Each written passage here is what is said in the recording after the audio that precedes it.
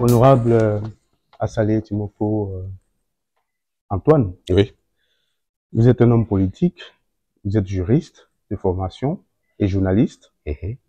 Vous êtes dirigeant et fondateur de l'hebdomadaire L'éléphant déchaîné et après avoir travaillé au journal Le Nouveau Réveil. C'est ça.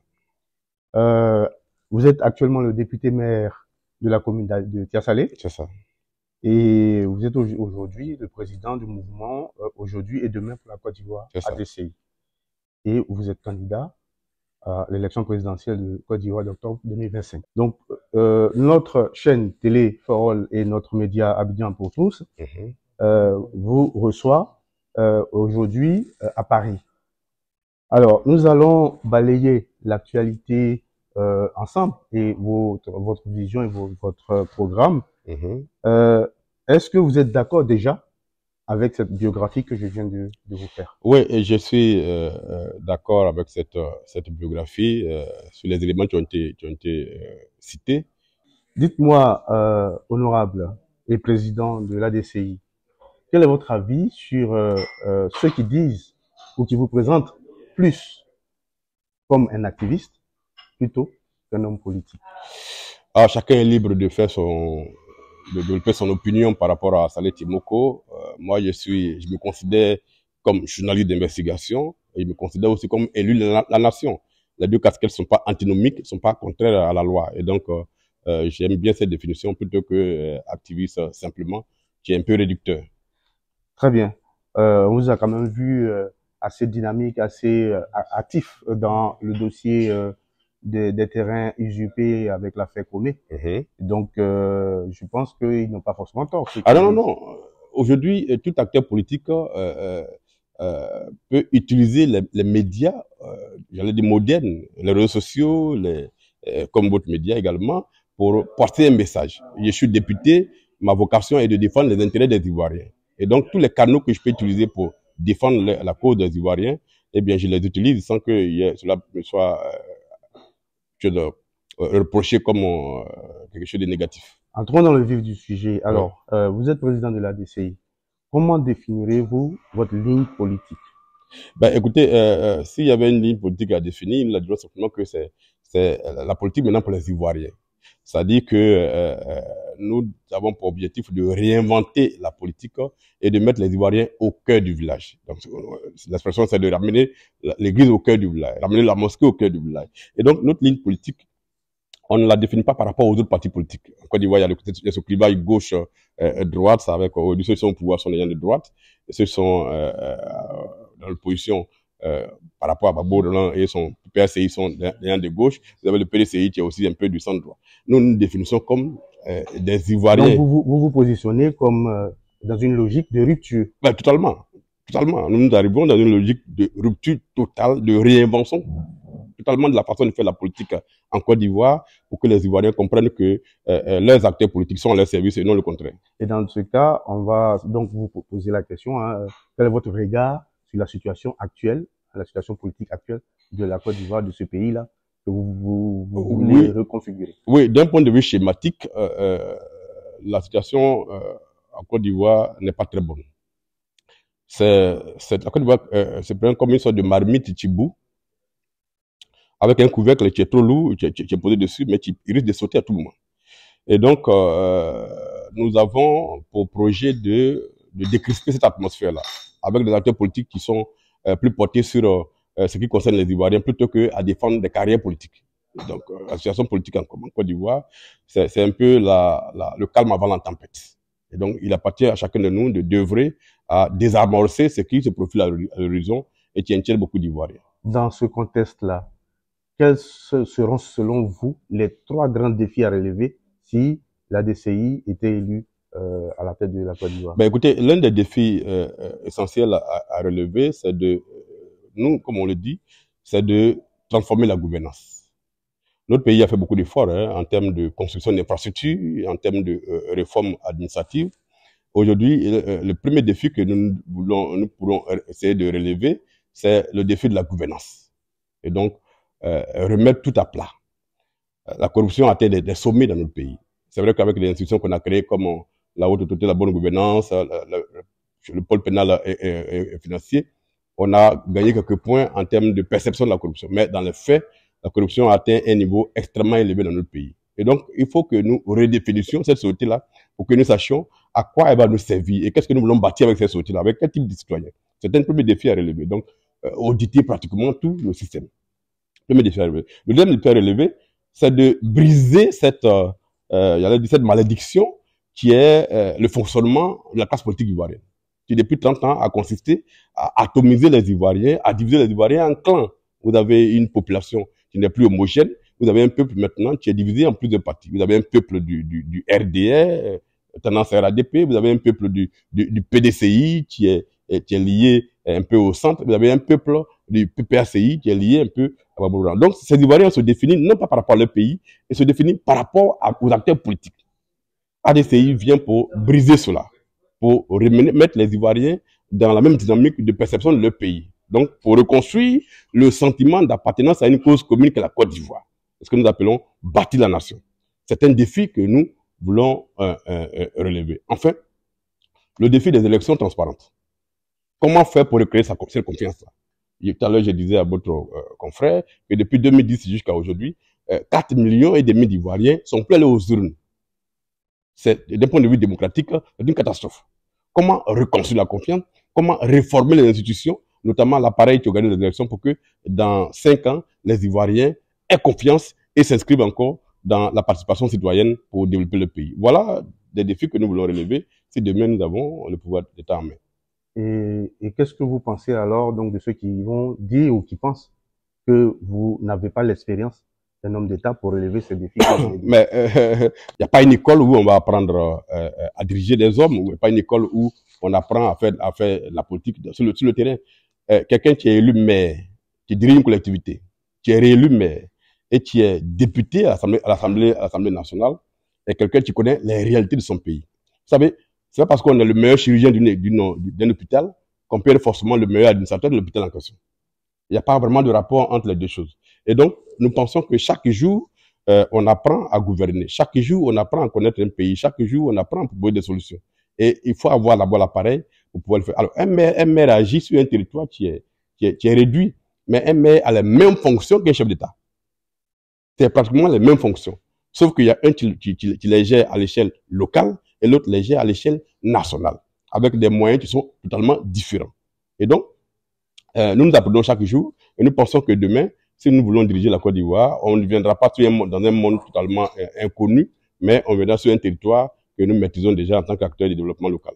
Moi, je voudrais avoir vos diagnostics du fonctionnement de l'État dans son ensemble, notamment les institutions ivoiriennes, les institutions de l'État. Et puis, est-ce que si vous êtes à la tête de la Côte d'Ivoire, vous prévoyez des réformes constitutionnelles? Je prends des exemples, limitation de mandat ou bien suppression du Sénat. Voilà. Ouais. Est-ce que si demain vous êtes à la tête de la Côte d'Ivoire, vous prévoyez ce genre de réforme-là? Quelles mesures comptez-vous prendre aussi pour la lutte contre la corruption? Ben, écoutez, moi j'ai un esprit de réformateur. Voilà, moi j'ai un esprit de réformateur. Pour preuve, je suis au Parlement depuis 4 ans et en termes de proposition de loi, j'allais dire, je suis le champion de toute catégorie. Voilà, j'ai proposé beaucoup de lois en Côte d'Ivoire pour réformer nos institutions. C'est déjà la preuve que demain, si on a le pouvoir d'État, effectivement, on va se projeter dans une réforme en profondeur de nos institutions. D'accord? Alors, si demain on a l'appareil d'État, il y a ce concept que nous voulons créer qui est l'État rationnel. L'État qui fonctionne dans la transparence. L'État qui fonctionne en dépensant chaque centime d'argent public pour produire un effet positif sur la vie des gens. Et par conséquent, tout ce qui ne rentre pas dans cette dynamique-là sera supprimé. Notre constitution elle-même, nous allons la réformer. J'ai proposé une réforme qui a été malheureusement rejetée récemment par le bureau du Parlement. Notre code électoral sera réformé. Notre commission électorale indépendante sera réformée en profondeur pour y expurger tout ce qui est clivage politique. Ça, c'est quelque chose que nous voulons faire. Ensuite, il y a des institutions que nous considérons comme surabondantes par rapport aux intérêts des Ivoiriens. Le Sénat, pour nous, n'a pas d'utilité. Et donc, nous voulons carrément le supprimer. Le Conseil économique et social, aujourd'hui, dans la société moderne dans laquelle nous vivons, n'a plus son sa raison d'être. Donc nous voulons supprimer le Conseil économique et social, qui ne doit pas continuer à être un refuge pour militants de partis politiques mécontents. Nous voulons supprimer, par exemple, le poste de haut représentant du chef de l'État, que nous considérons totalement comme non utile aux intérêts des Ivoiriens. Nous voulons supprimer le poste de vice-président. Nous considérons que c'est surabondant. À partir du moment où on a un premier ministre, le poste de vice-président n'est pas pour nous quelque chose de pertinent. Donc vous voyez que nous voulons réduire le train de vie de l'État par la rationalisation des dépenses publiques. Ça, c'est quelque chose qui est absolument important à faire. Ensuite, la question de la corruption. Mais elle est au cœur de tout. Notre pays est foncièrement corrompu. Il est totalement impossible d'aller dans un service public et demander un dossier sans qu'on ne vous, d'une manière ou d'une autre, fasse comprendre que vous devez payer quelque chose. Cet esprit-là, il faut le combattre absolument. Et donc, nous allons faire des réformes profondes pour que la sanction soit l'outil qu'on utilise pour mettre fin à la corruption.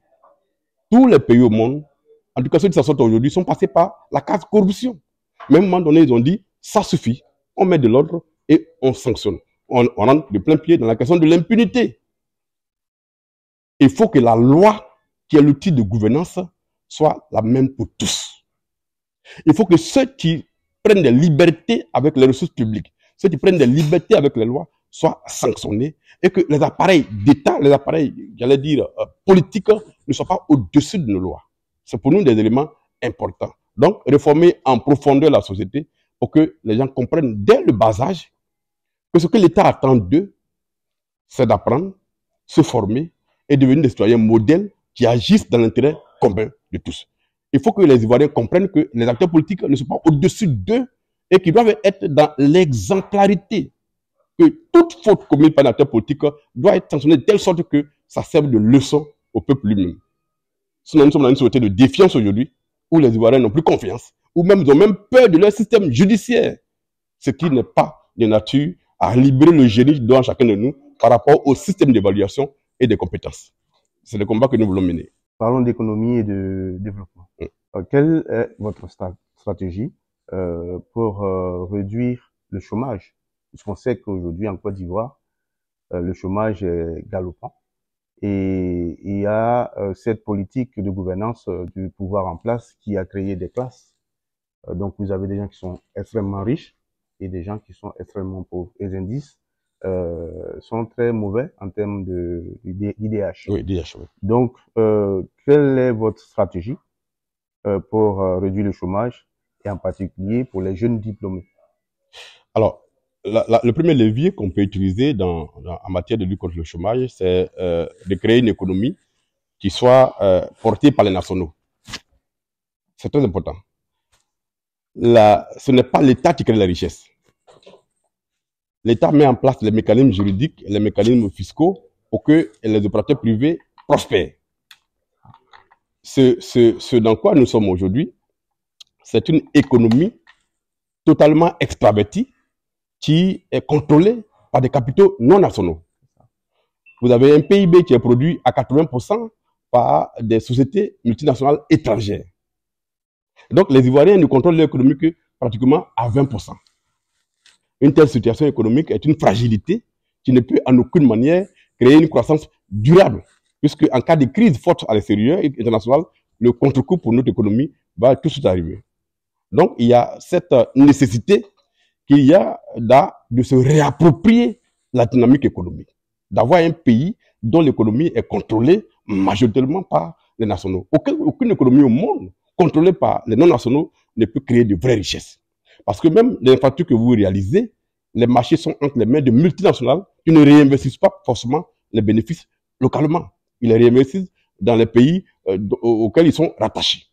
D'accord. Et donc, la question du chômage est liée à la question de la formation. Nous avons construit un esprit d'Ivoirien qui pense que le travail, c'est d'être dans un bureau avec cravate. Il faut redéployer notre conception de l'employabilité, à savoir la promotion de l'entrepreneuriat. Je l'ai dit, c'est le privé qui crée les richesses. Mais vous savez que dans nos États, l'informel possède alors. Mais justement, j'allais y venir. J'allais y venir. Vous avez, notre économie est une économie informelle. 80% de notre économie, en dehors de la création de richesses nationales, sont dans l'informel. Vous avez un système... Vous comptez justement, mais justement moderniser ce secteur-là pour permettre... voilà, mais écoutez, notre pays est un pays à vocation agricole. C'est un levier qu'il faut utiliser. Il n'est pas acceptable que 60 ans après l'indépendance, on soit encore dans l'agriculture artisanale. Donc il y a une vraie volonté politique que nous avons d'aller à la transformation locale de nos matières. Donc créer des industries, des micro-industries de façon spécifique par rapport aux régions. Chaque région en Côte d'Ivoire a une culture spécifique. Donc au niveau agricole, nous voulons moderniser et avoir par région des petites unités qui transforment localement ce qui est produit là-bas. Première chose. Pour en revenir au levier de l'informel au formel. Aujourd'hui, il y a plusieurs milliers d'entreprises, de petites entreprises sont créées par les Ivoiriens, dont la durée de vie ou bien le temps de vie n'excède pas 5 ans. Parce que le régime fiscal qui est en place est tel que les petits promoteurs d'entreprises n'arrivent pas à s'en sortir. Vous créez une entreprise aujourd'hui, le lendemain, une fois qu'il s'est déclaré, un mois plus tard, les impôts sont sur votre dos. Si on ne crée pas de zones exclusives économiques pour les Ivoiriens, de sorte que l'État les accompagne à prospérer pour devenir des champions nationaux, vous n'avez pas d'entrepreneuriat qui bouge.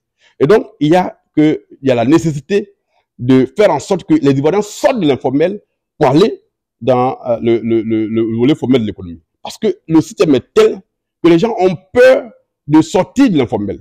Dans l'informel, ils en sortent parce qu'ils ne paient pas les impôts. Parce qu'ils fuient l'application des lois qui sont mises en place par rapport aux finances.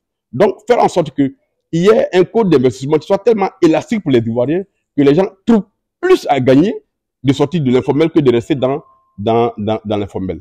Et donc, il y a ça que nous devons créer. Et puis, il faut créer toute une dynamique économique qui permette aux Ivoiriens d'avoir les financements pour se réaliser d'un point de vue de la promotion de l'emploi. Et donc, c'est ça que nous voulons faire. L'État fait des efforts aujourd'hui actuellement pour faire créer des petites PME qui soient efficaces, mais cette volonté-là n'est pas très forte et les gens ne sentent pas les effets. Nous voulons faire en sorte que les Ivoiriens se réapproprient le pays. Quand nous disons Ivoiriens, d'abord, c'est un concept qui englobe cet aspect des choses. Est-ce que c'est pas très xénophobe ou... Ah non, c'est pas du tout xénophobe. C'est ce complexe-là qu'on a enseigné aux Ivoiriens qui fait qu'aujourd'hui, ils ont même peur de dire qu'ils sont Ivoiriens. Parce qu'on a vu que le concept de l'ivoirité qui a été dévoyé, oui, parlait à peu près de la même chose, c'est-à-dire donner la priorité aux Ivoiriens. Non, c'était un contexte qui était pollué, dans lequel l'ivoirité a été inventée. Le contexte politique était pollué. Et évidemment, les opposants l'ont surexploité pour faire ce qu'ils ont fait. Mais aujourd'hui, ce contexte n'existe plus. Aujourd'hui, à travers le monde entier, tous les peuples en sont à se réapproprier le pays. Tous les peuples en sont à demander à leurs dirigeants de s'occuper d'eux. Là, vous parlez d'emploi, vous parlez de création de champions nationaux. Mais si vous ne mettez pas ce qu'on appelle la préférence, mais non pas préférence, la priorité nationale, vous n'avez pas les leviers pour agir pour le peuple. Donc, il n'y a aucune honte à dire que nous faisons la politique pour les Ivoiriens. Nous faisons la politique pour les nationaux. Et que demain, si nous avons l'appareil d'État, nous allons réserver des zones économiques totalement exclusives pour les Ivoiriens. Les Nigériens l'ont fait. Ils ont créé aujourd'hui les champions nationaux au Nigeria. Le Ghana le fait à côté de nous. Vous ne pouvez pas créer une entreprise au Ghana si vous n'êtes pas associé à un Ghanéen. Mais en Côte d'Ivoire, tout le monde arrive. Et c'est comme si c'était une moisselène où chacun se déploie alors que les Ivoiriens eux-mêmes n'ont pas ces outils. Vous avez en Côte d'Ivoire des zones économiques totalement fermées aux Ivoiriens. Dans aucun pays au monde, on ne peut accepter cela. Et donc, nous sommes totalement désinhibés. Nous disons, c'est d'abord les Ivoiriens. Toute politique que nous allons déployer en Côte d'Ivoire, c'est d'abord pour les Ivoiriens. Évidemment, nos frères qui sont venus des pays voisins, qui vivent sur nos sols et qui participent à notre économie, ne seront pas exclus. Nous parlons de priorité nationale, nous ne parlons pas de préférence nationale. C'est deux choses totalement différentes. Donc, nous n'avons aucune honte à dire Ivoirien d'abord, parce que en tant qu'Ivoirien, ma vocation est de travailler pour les Ivoiriens d'abord. Donc, il n'y a aucun problème là-dessus.